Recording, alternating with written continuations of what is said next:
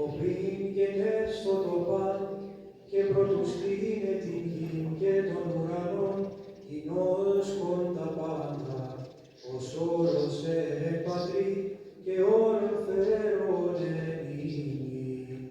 Δόξα σοι ο Θεός ημών, δόξα σοι, λόγος συνέστησαν των ουρανών αματική, συνείδηγαν το Πατρί και διαλόγου φέρω το το παν, ο λόγος σοφία και δύναμις και οίκων και συνεργός και ισουργός. Δόξα σοι ο Θεός ημών, δόξα σοι.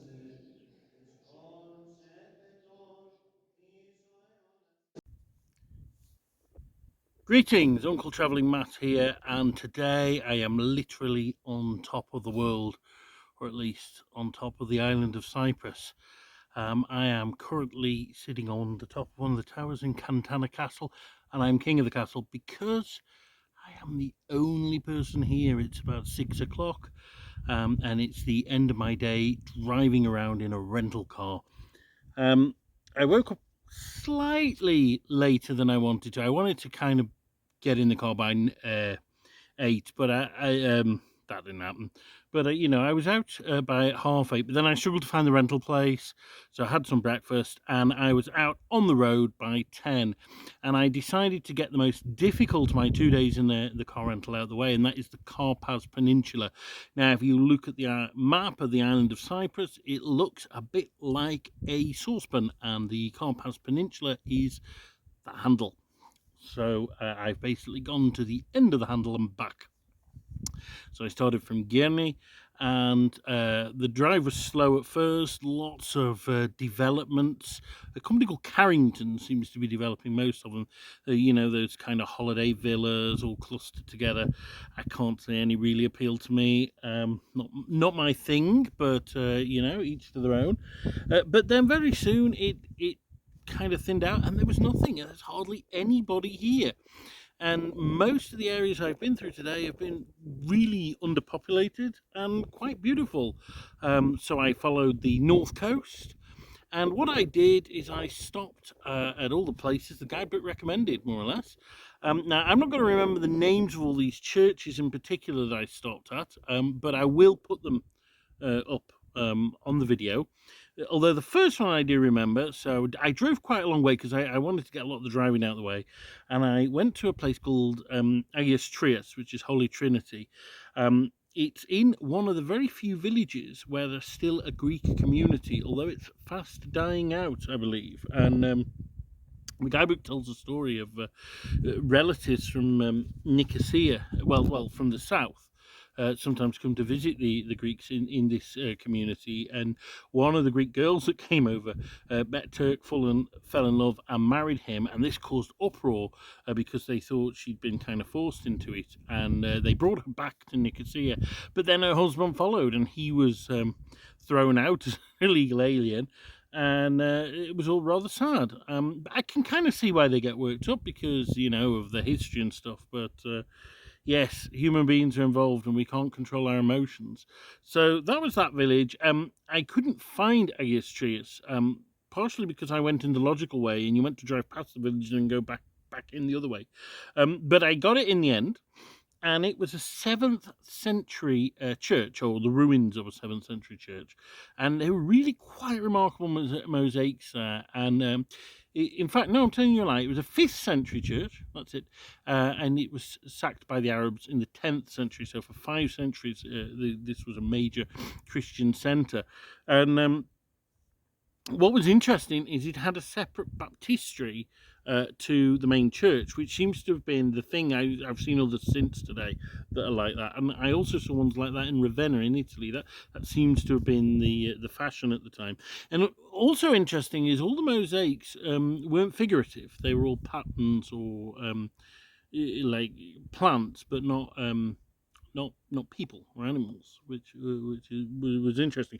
Anyway, so I went to that one, then continued a bit along to the next one that was recommended, which was a pretty nondescript church. I think it was Hagios Thelos. Not 100% sure about that though. dedicated to a local hermit site.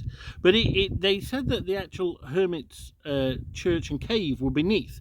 So I went to explore those, and that was amazing, because whilst the main church, I think it was like 19th century or something, the tiny Hermits Church was much earlier, and you could go into a cave in the back with a pool of fresh water, which is where he lived. And so I said a prayer there. And what was nice is, although they weren't functioning churches, they were looked after, and there were candles burning and icons. And the restaurant that's built above, and to be honest, it was a bit of a touristy place, you know, like fish and chips type thing. But at least they were looking after the historical resources in their care, and that was nice. And so I had a meal there that was nothing special, if I'm honest. But yeah, it was a snack, and it got me going. So then I motored on, and I went on to along a dirt track. Actually, I had to get off the main road onto a dirt track to a 16th century monastery, or the church. That's all that's left. And that was also looked after, but not a functioning church. And that was really atmospheric, and it had some great acoustics. So I sang a hymn or two in there, and then moved on. And I continued on then straight to the very end of the peninsula. A very long drive, and the last 20 kilometers was a really bumpy road, but the scenery was glorious. It was virtually devoid of human habitation and just absolutely heavenly. You know, almost a bit like some of the scenery I walked on the Camino, or, you know, like you'll see in Brother, Sun, Sister, Moon, that kind of idyllic pasture land with some scrubs, and it was gorgeous. Except there were beaches as well, of course. And for the last kilometre or two, there were donkeys on the road, so I had to stop for these donkeys that were very interesting, of course. Now, at the end of Cyprus, or almost at the end, is this monastery dedicated to St. Andrew. Nothing very special, a bit scruffy, if I'm honest. But they are doing it up, and what they've done so far is really nice.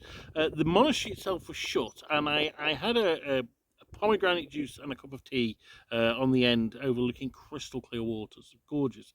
And I did say, does the monastery open? And the Turkish guy said, well, the Papa there, he's having his sleep. He'll be back in 10 minutes, but he wasn't, so never mind. What I should have mentioned earlier, in the Agios Trias, I met 2 tour guides, and they were visiting the site to check it out so they could talk to tourists about it. And I talked to them about tourism in Cyprus, and the effects of the pandemic, and, you know, some of the glorious remains they had. And I spoke about how much I'd enjoyed that site yesterday. Can't even remember the name of it, but anyway, the Neolithic one, and they agreed it was a wonderful place. So yeah. Anyway, back to the end of the peninsula. So I then went all the way back down, but stopping at places on the way. And so one was, I think it was Agios Thilon. I think it was. There was a town, a town with a Greek population, called, I think, Karpas, I think, something like that.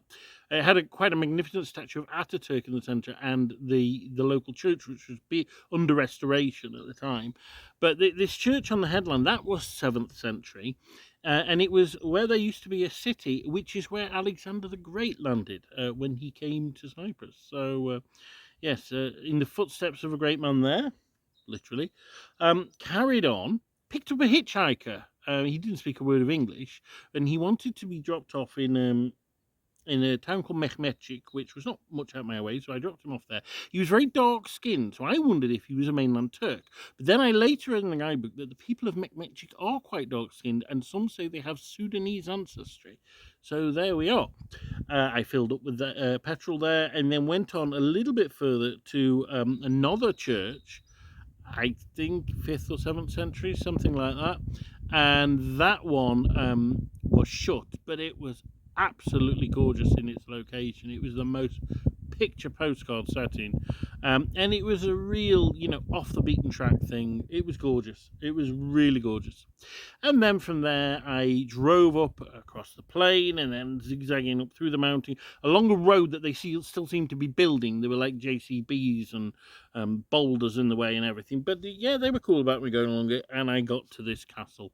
And there's been a short climb of about 50 meters or so up to the castle itself. There were lots of people here when I arrived. It's totally dead now. It's just me. I am alone in paradise. This is fantastic. I have to say, once again, I am really sorry because I don't really agree with what happened in 1974, but I do prefer the Turkish side.